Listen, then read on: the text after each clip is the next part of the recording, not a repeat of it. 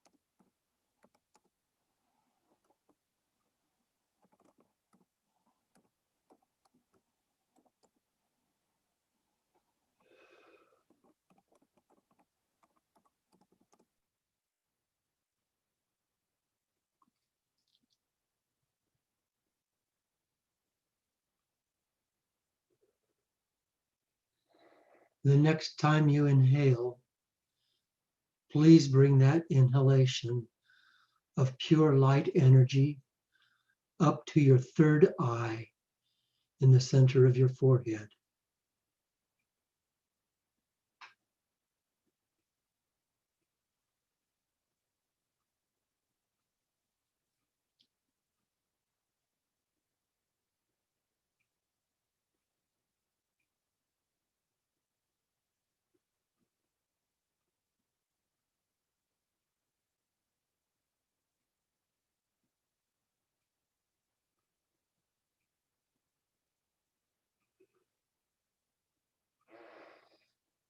Please keep your attention on that third eye.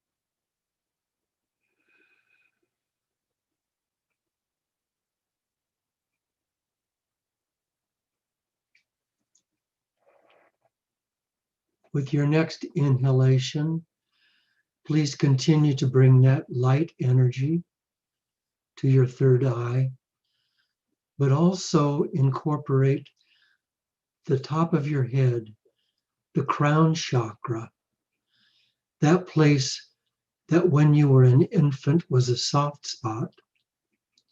Let that and your third eye all be encased in that beautiful light energy that you're breathing in.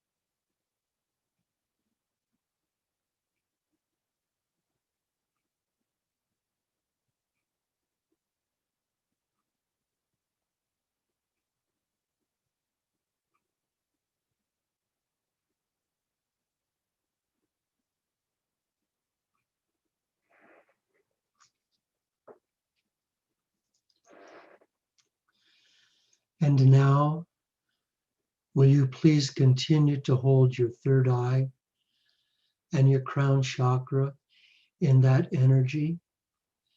And at the same time, move above the top of your head into your higher mind, your eighth chakra, so that all three of those become one source of energy and light, breathing into those three as one with each inhalation.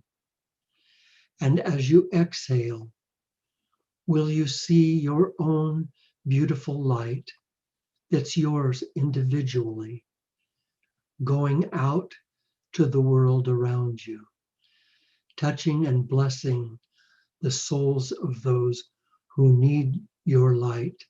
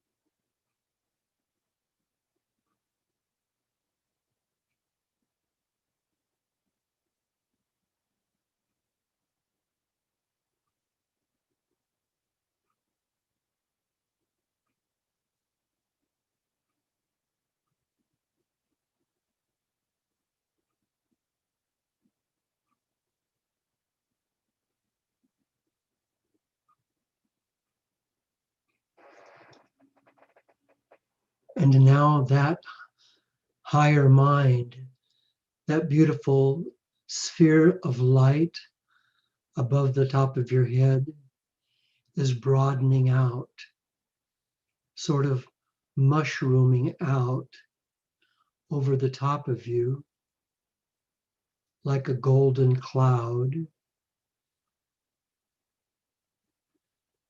and is now beginning to come down around your head and around your shoulders like an umbrella coming down around you until it's down around your entire body. and you are completely immersed inside of this higher mind,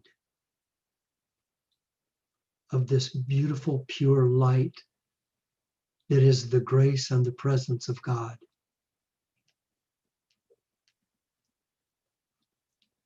You are like a child inside a cocoon of pure love and light.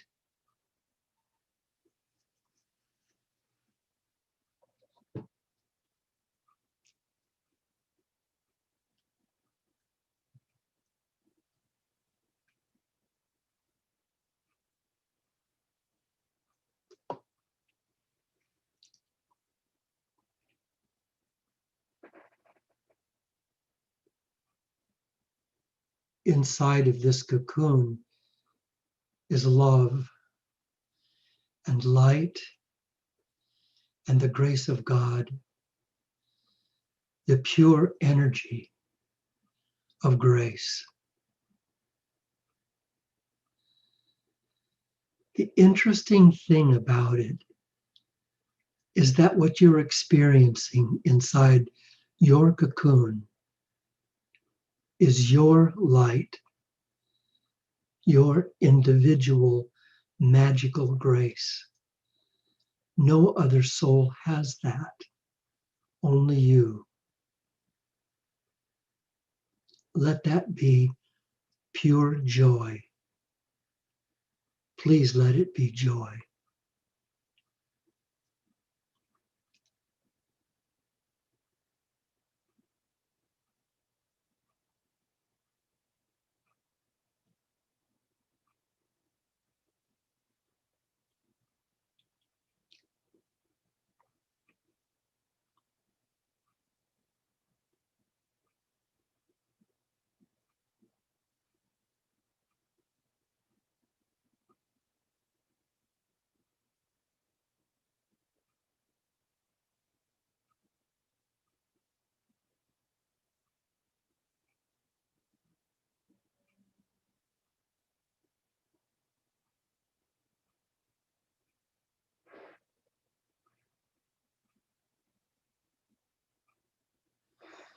And now staying in joy, please stay in joy and bring to mind people you know who need healing.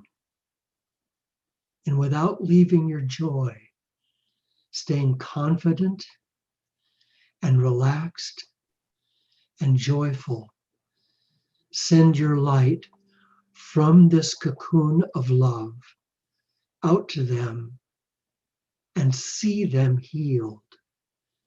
And know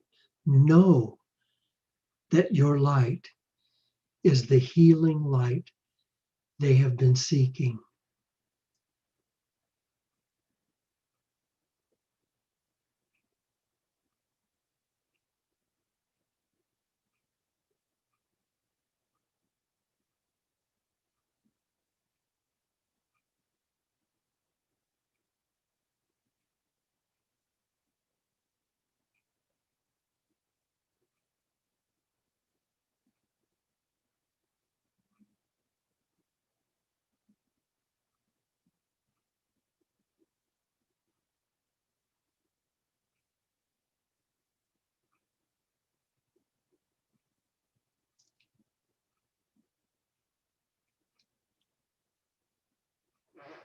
Do not let the word impossible come into your mind.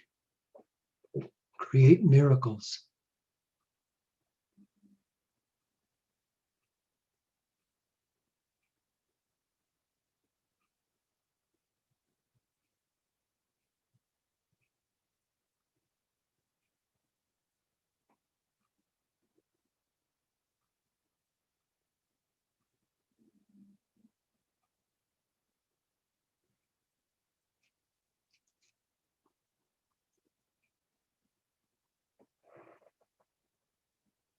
And now come back so that all of your energy is with you inside of this beautiful sphere of love and grace.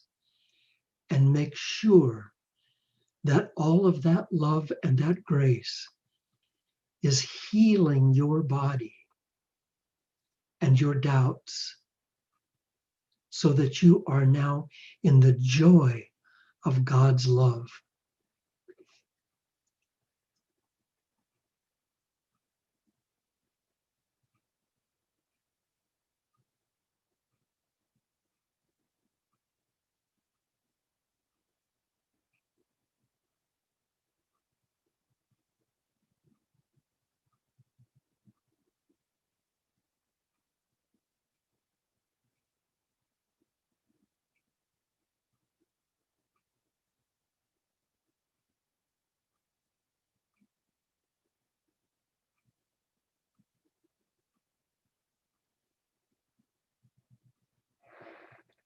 And so it is.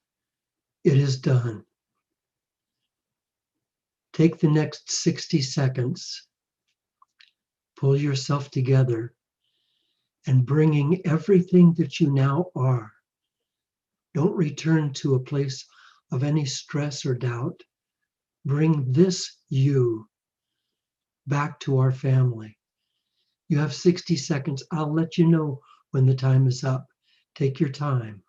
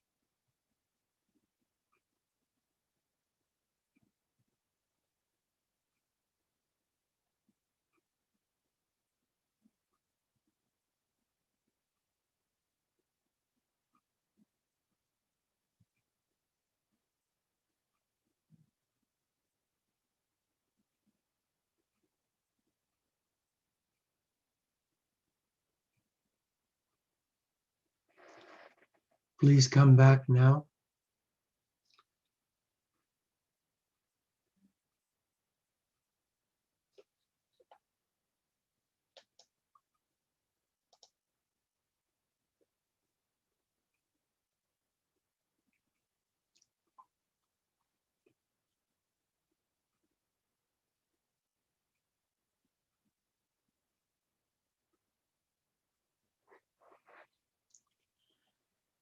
It's so nice to see you all.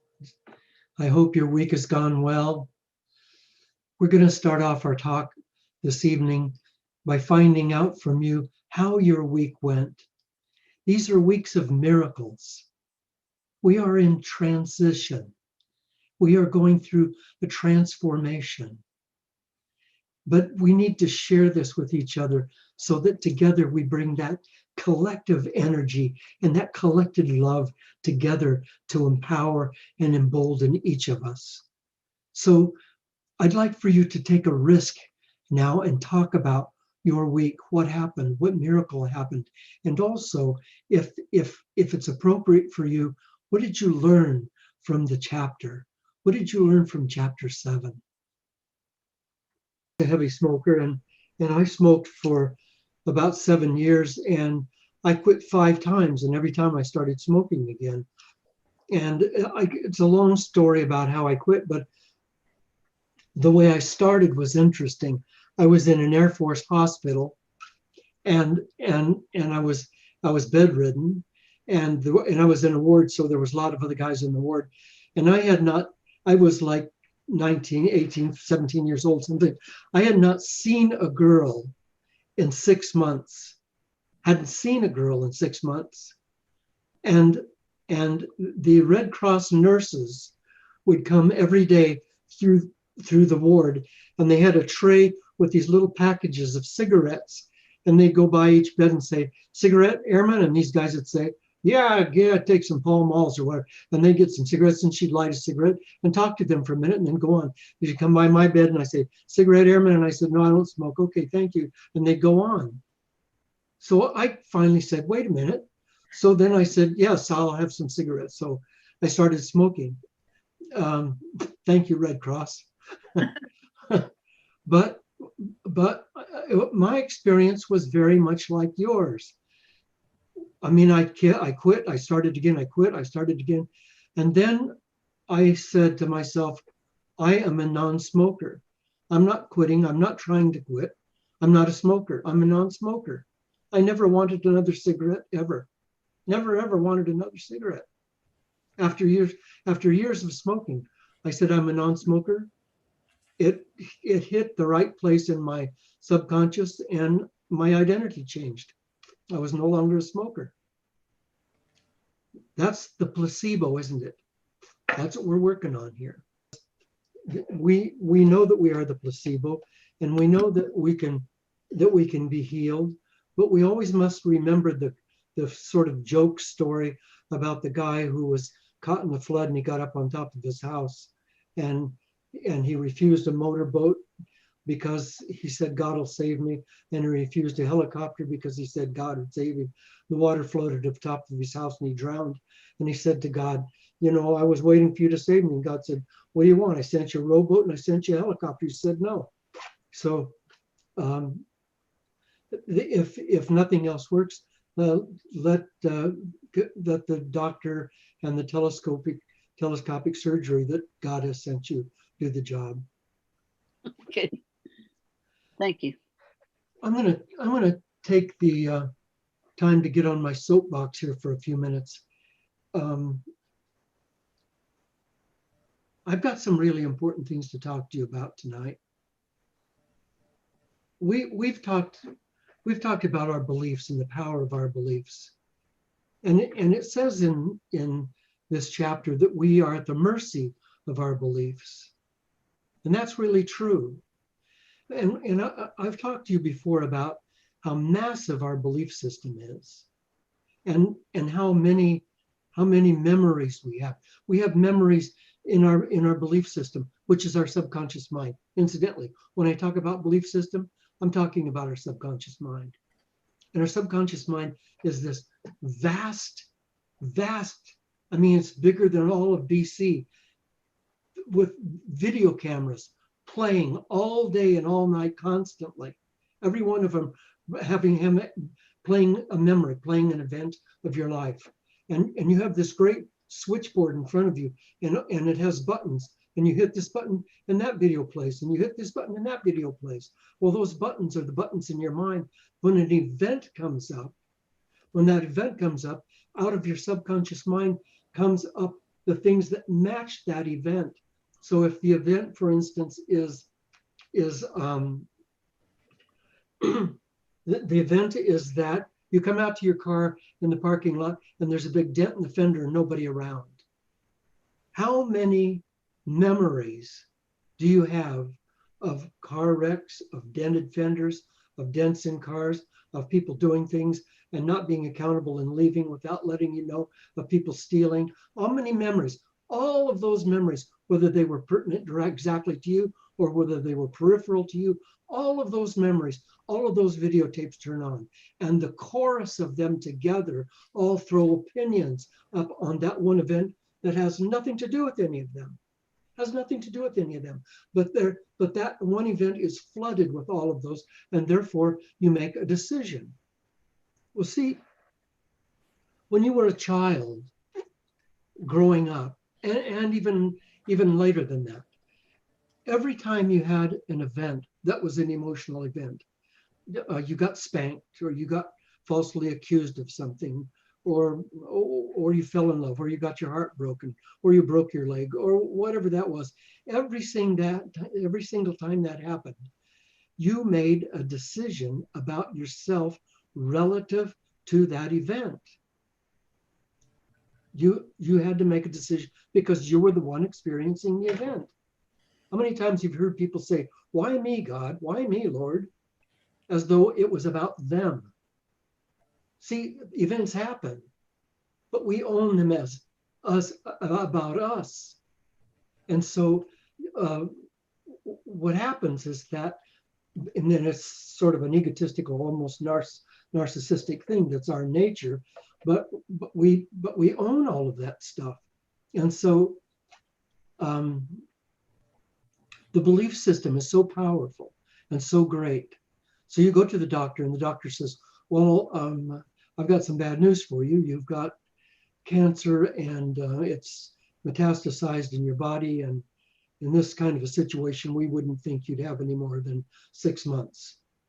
And so immediately, every time you've ever heard of cancer or death from a cancer or somebody dying from a cancer or radiation or chemotherapy or anything relative to cancer or anything relative to death or anything relative to a family losing a limb, all of that stuff comes roaring back up. All of those thousands and thousands of videotapes come roaring back up, and they decide, you don't decide, they decide how you shall take this event.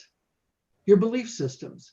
That's why Dr. Joe said that we are at the mercy of our beliefs, because those beliefs dictate how we're going to handle that situation. And so my job when I'm working with people like Christian and other people, some of whom you know, that have terminal diseases, so-called terminal diseases or very serious diseases, my job is to get them to not believe that. But if they're not going to believe their doctor, then who will they believe? See, that's the question. If I'm not going to believe my doctor, who am I going to believe? Now stay with me, because I'm going to get a little abstract here, but I'm telling you something that I think you really will want to know. Really want to know. And that's this. And I'm going to back away from this exact subject just for a minute, and I'll come back to it. We're going to talk about what came up for us earlier, which was joy. See, I want to really talk to you about joy tonight, because joy is not a feeling and it's not an emotion. I'm aware we're all of us, I think all of us are followers of unity. So don't take this wrong, what I'm about to say. There's only one valid religion in the world. Only one. Like there are thousands of religions in the world today. There's only one that's valid, and it's joy. There's only one spiritual path that's the spiritual path, and it's joy. The only one. We heard earlier that in the scriptures it says, seek ye first the kingdom of God and all else will be given to you. Jesus said at another time, the kingdom of God is within you. What's he talking about? He's talking about joy. Joy is not an attitude. Joy is not a thing. It's not a feeling. It's not a belief system. It's a state of being. Joy is who you are. It's who you were born as. And the light of joy that shines in you is not like the light of joy that shines in anyone else. Yours is unique and individual. And when put together with all the other lights of all the other joys of all the other people from all of the different disciplines in all eternity, it becomes the pure light of God. But your light is unique and individual, and it must be shined as you. And it's joy that shines that light. It's joy. See, so I don't want you to think anymore about joy as a feeling or an attitude or an emotion, because it's not. Joy is the basis of your life. When you are in joy, you can lose a loved one or get a terrible diagnosis or break your leg or have your car wrecked or whatever, and you can be in grief or in sorrow and still enjoy. Because joy is the foundation of who you truly are. And my dear friend, when you're not in joy and one of these glitches comes along and hits you, it knocks you right off your pins, doesn't it? Knocks you right off your pins. Because unless you are in joy, you don't have any stability. You don't have any balance. Because that's who you are. If you walk by, now we have the COVID, so that hasn't happened, but before the COVID or after the COVID, if you walk by a playground during recess, grade school playground, you hear this noise coming from this playground. What are you hearing? You're hearing pure joy. The yelling, crying, laughing kids, it's pure joy. When did they learn not to be joy? We put them in schools and we teach them that they don't matter. You don't matter. Get an A. At least get a B plus for damn sake. You know, or you don't matter. You are not the most important thing. Your grades are the most important thing. What your peers think of you is the more, what your parents think of you, what your teacher thinks of you, what your pastor thinks of you, what your grandmother and grandfather. And so after a while, the kid's just paranoid and schizophrenic and trying to figure out how to be all things for all people. And they were already all things for all people when they were born, because they were in joy. Now, you and I need to get back to that joy. So here's the way we do it. I mean, there's several steps, but here to begin with, I'm going to go back to the event. You come out and your car's been now we've got a big dent. Now we come out and the whole front fender's caved in.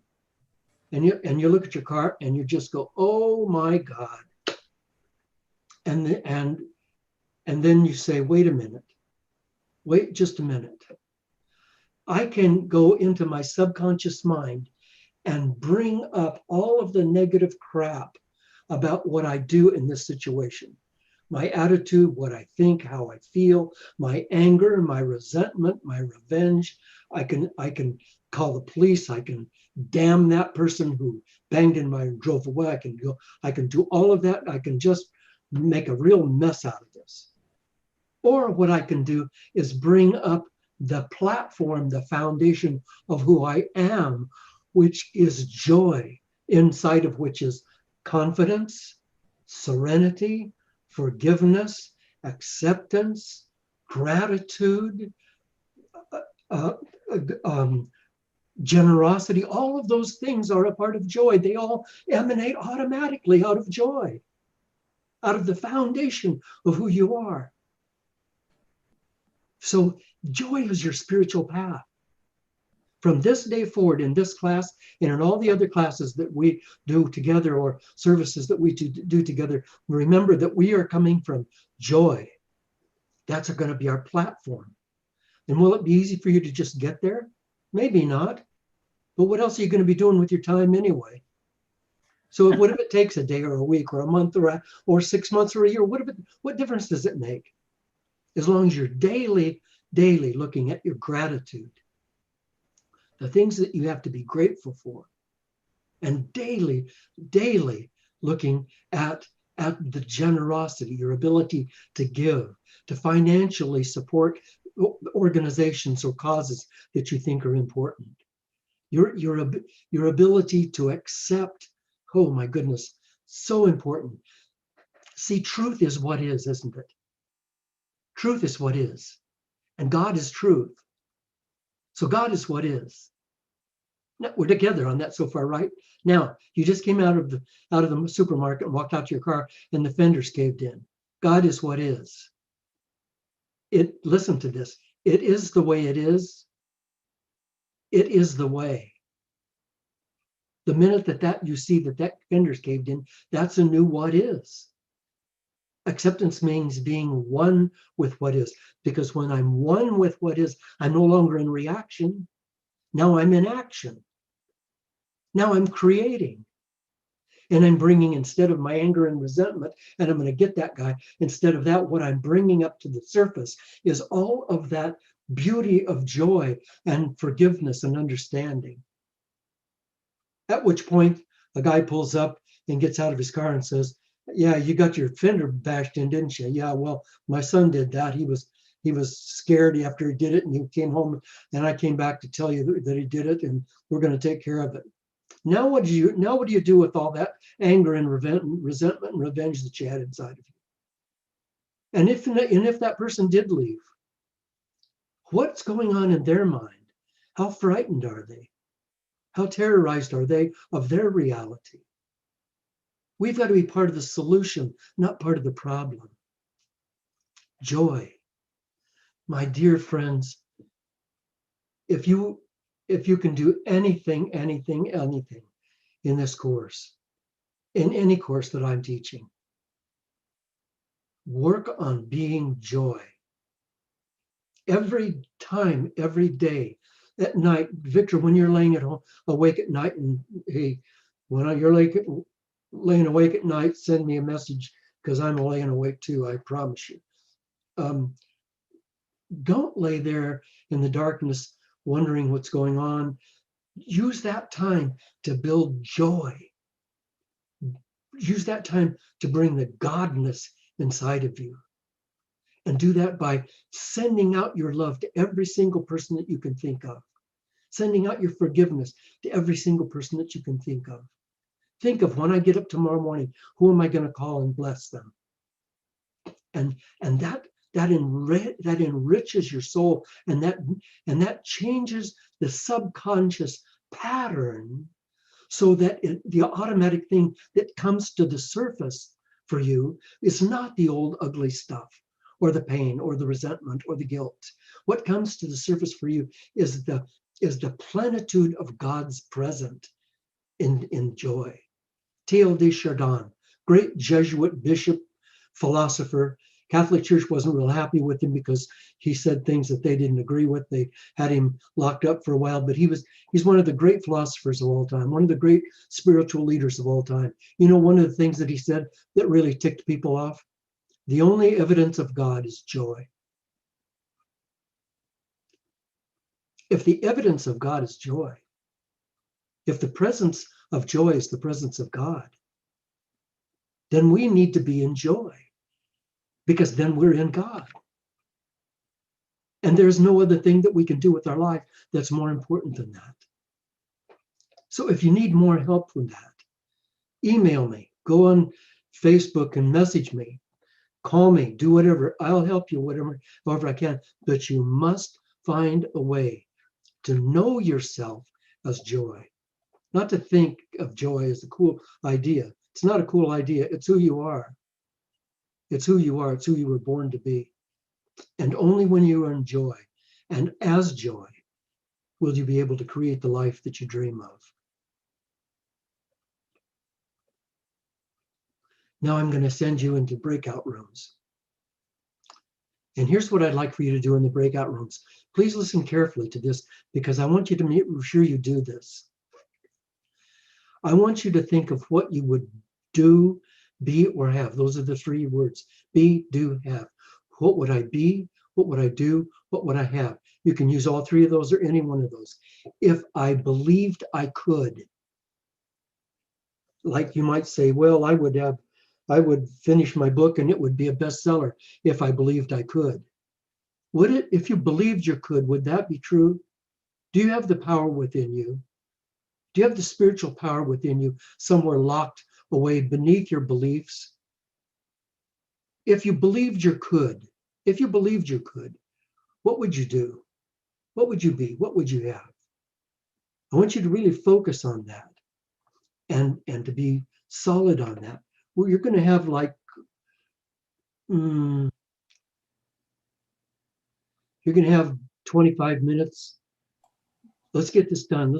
Please stay focused on this. This is a transformative evening. This is a transitional time for us. We're going to make some big changes tonight. Please open your hearts and minds and be willing to go there with me. Thank you. Thank you, Bob.